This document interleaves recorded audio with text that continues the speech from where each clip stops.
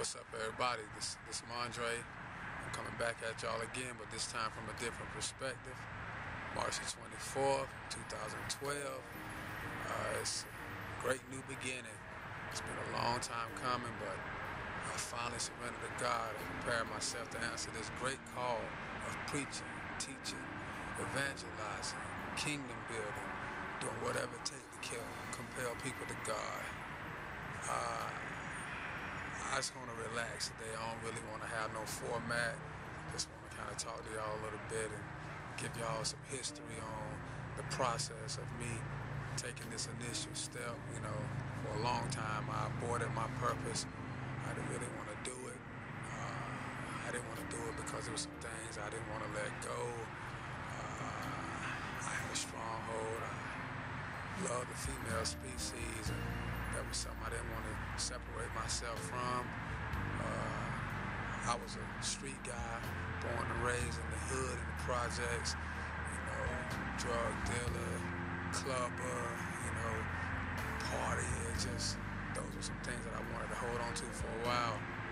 Then as time proceeded, I kind of like I strayed away from those things a little, and it's kind of like I began to have the Christian desire, but I still kind of had a street mentality.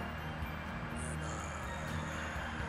from there, things were still kind of crazy. I still had a few issues and problems that I was going through. It was like I was kind of, I guess what they would say, the modern day hypocrite. I was churching, you know, Sundays, Saturdays, and I was doing other things during the week.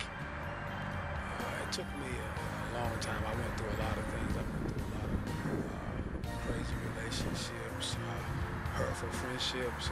Some of those things ended because of me, and some of those relationships and friendships ended because of the other people that was involved in those situations with me. But as that hurt began to come, you know, have you ever heard about victory and the hurt? It's like I began to develop more of a passion for God, because I began to realize that if I didn't surrender to Him, I was going to keep running into these brick walls that was going to keep me so far from destiny. And after surrendering to God, you know, that's pretty much what has brought me, you know, to this point where I am now.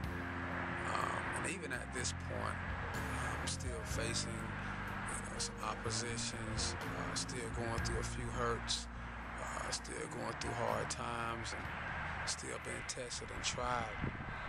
But the difference this time around is that my faith is in perspective, and I got my whole life centered around the will of God, and I'm trusting and believing that if He has called me to this point and He's allowed these things to happen, that it's all got to work out for my good. And you know, so I'm here. I was sitting around the house one day, and I kind of needed confirmation. I never forget, I was back and forth on the phone. I was talking to my guy, William Purvis. He was producing a record for me, and then I began to talk to another guy that was working on a record named Mario Smith. He was doing the guitar. And as we was talking on the phone one day, I began to tell him, like, man, you know, I want to do this, but man, people gonna judge me, man.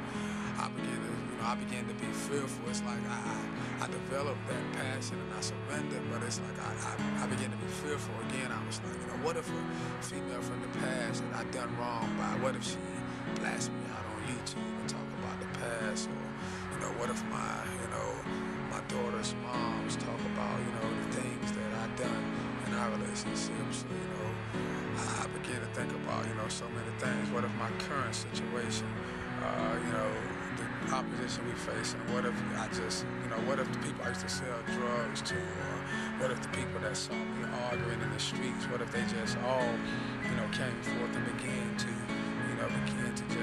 just scandalize my name and just bash me and try to kind of tone, you know what I'm saying, my purpose.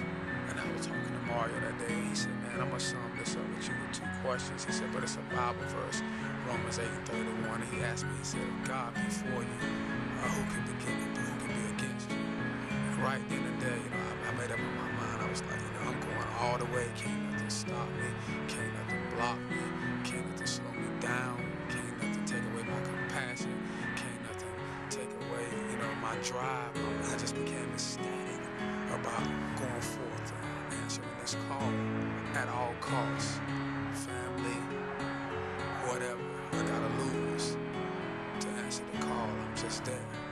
And March 24th, it's going down. It's my church, Excel Fellowship, is foundation of the church is out of Oxford, North Carolina. Pastor is Pastor Frank Maurice Henderson.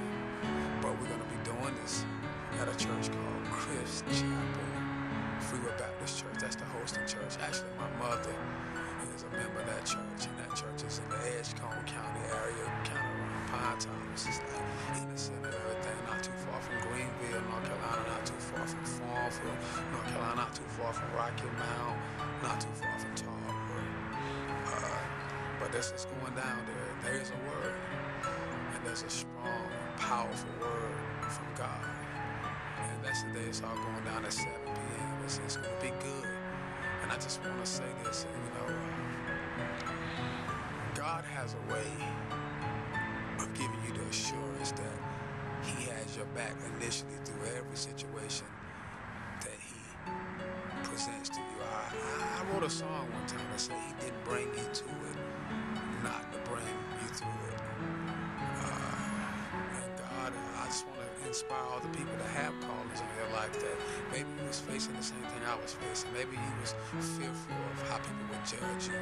Maybe you was, ashamed, of your past. Some nights I've cried, because I was just so ashamed of my past. I just knew it wasn't nothing to be proud of,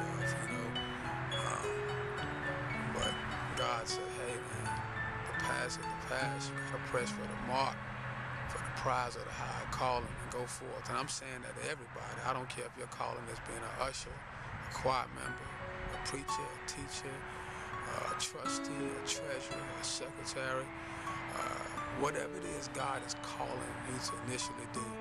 You gotta have faith. You gotta have enough faith to behave like a Christian and trust God and His word. If He said it, you gotta believe it. And you gotta know, even when it seems foggy, even when it seems so blurry and it seems like you're just in a stage of darkness, that in the end, you're gonna come out in victory.